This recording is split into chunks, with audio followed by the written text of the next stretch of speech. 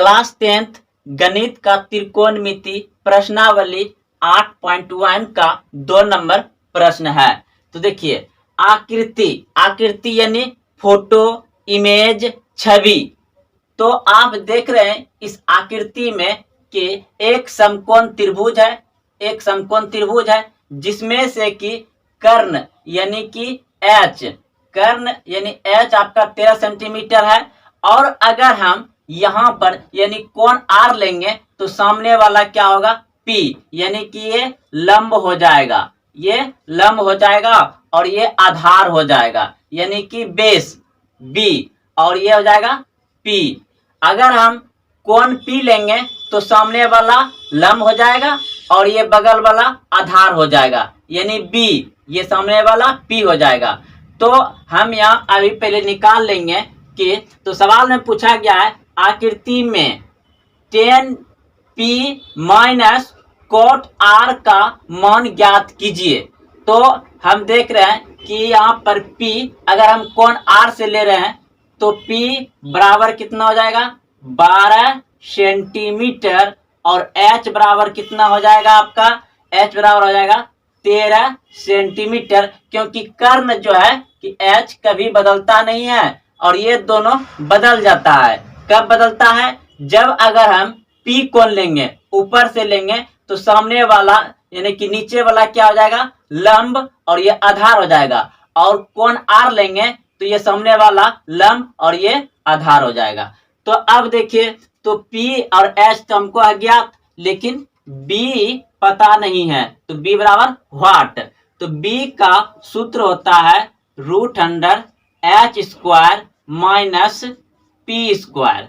तो √अंडर हो जाएगा, h का मान कितना है 13 का स्क्वायर माइनस P का मान कितना है 12, तो 12 का स्क्वायर। अब फिर यहाँ पर हो जाएगा इसका 169, 13 का वर्ग 169 और 12 का वर्ग कितना हो जाएगा 144। तो अब इसका मान निकाल लीजिए, यानी ये क्या होगा, घट जाएगा। तो 5 और 2 यानी कि 25 हो गया, एक खत्म हो गया। तो ये b का मान, अब 25 का वर्गमूल निकल जाएगा 5, तो b का मान 5 आ गया। तो अब हमें लेना है tan p का मान। यहाँ पे एक बार लिख लेते हैं, tan p minus cot r। तो tan p, तो यानी कि ये कितना कर गया आपका 5, तो tan p, यहाँ p ले रहे हैं तो ये सामने वाला क्या हो जाएगा आपका, सामने वाला हो जाएगा p और ये आधार हो जाएगा नहीं बेस। तो tan का मान क्या होता है, पंडित बद्री प्रसाद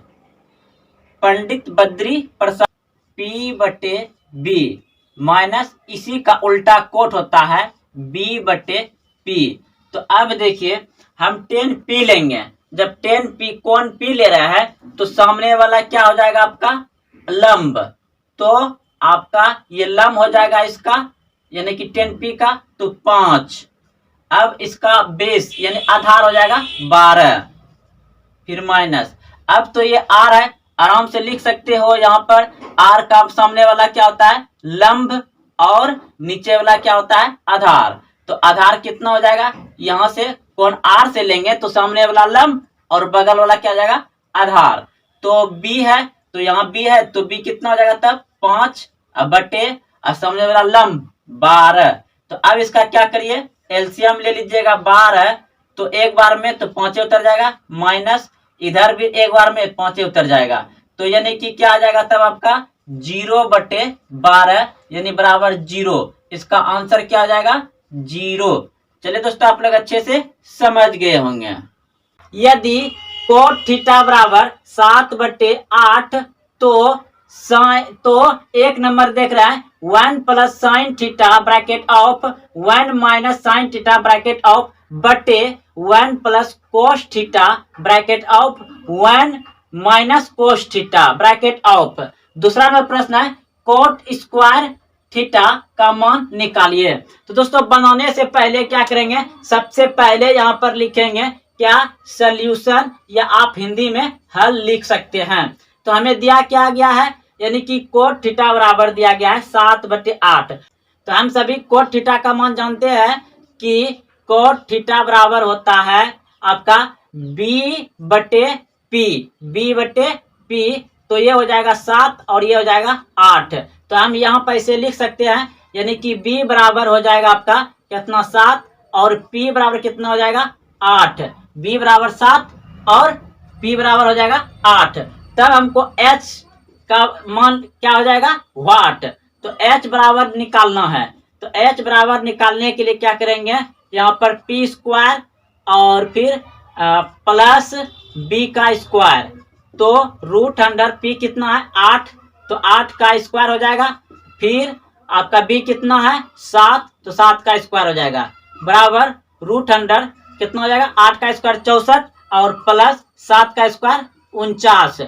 तो फिर √100 कितना हो जाएगा, जोड़ दीजिए 9 4 13 करो 3 बाकी 1 6 4 10 1 11, यानी 113 आ गया आपका, यानी कि h बराबर आ गया √100 113। अब हमें ज्ञात करना है क्या, 1 नंबर या 2 नंबर। पहले एक ही नंबर बना लीजिए। तो क्या दिया गया है 1 plus sine theta bracket of 1 minus sine theta bracket of बटे में 1 plus cos theta bracket of 1 minus cos theta bracket of. तो दोस्तों एक ऐसा सूत्र होता है, यानी कि एक बार प्लस में और एक बार माइनस में बराबर होता है a² माइनस b², इतना होता है, यानी इसके बराबर इतना होता है। तो आप सभी देख रहे हैं ये a हो जा गया और ये a हो गया, तो ये भी a ये भी a, प्लस माइनस b दोनों सेम मिल रहा है दोनों में। तो हम इसे आप इसको यहाँ पे छोड़ भी सकते हैं इसे लिख करके, कोई दिक्कत नहीं है। तो अब हम क्या करेंगे, इसको इस तरह से ऐसा इतना दिया हुआ है तो इतना लिख सकते हैं। तो आप ऐसे यहाँ पर लिख लीजिए, यानी कि a का स्क्वायर और फिर माइनस साइन का स्क्वायर हो जाएगा, साइन का स्क्वायर थीटा बटे में 1 का स्क्वायर माइनस 1 का स्क्वायर माइनस कॉस का स्क्वायर थीटा। तो अब हमें यहाँ पर लिखना है, यानी कि 1 माइनस साइन का मान क्या होता है p/h, इस पे स्क्वायर कर दीजिए बटे फिर 1 माइनस कॉस का मान क्या होता है, कॉस का मान होता है b/h, इस पे स्क्वायर कर दीजिए। 1 का स्क्वायर 1 ही होता है, यहाँ समझना है बात आप। अब यहाँ पर देखिए 1 माइनस p का मान कितना है, तो p का मान 8 है, तो 8 बैठा दीजिए बटे उसके बाद h का मान यहाँ निकाले हैं, h का मान 113 √100 113, इस पे क्या हो जाएगा स्क्वायर, फिर बटे 1 है 1 दे देंगे माइनस। अब देखिए b का मान कितना है 7, तो 7 यहाँ पर लिख देंगे बटे h का मान, यानी h का मान कितना है आपका √100 113, इस पे भी स्क्वायर कर देंगे।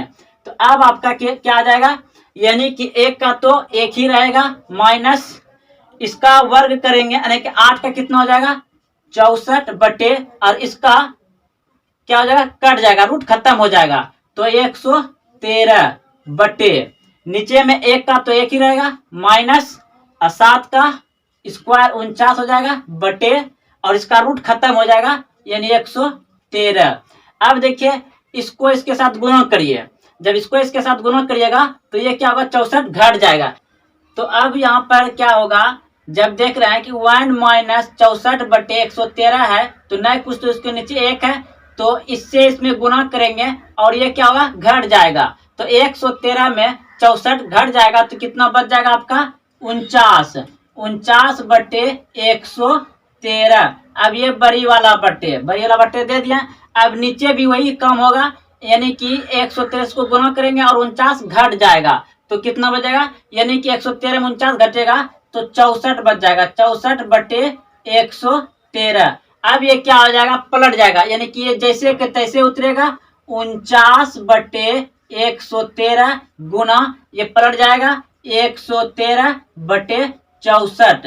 तो अब देख रहे हैं ये 113 और 113 कट जाएगा, तो आपका क्या बच जाएगा 49 बटे 64। ये आपका पहला का आंसर आ गया। उसके बाद अब दूसरा था अब आपका दूसरा था क्या कि दूसरा है आपका 2 नंबर कॉट स्क्वायर थीटा।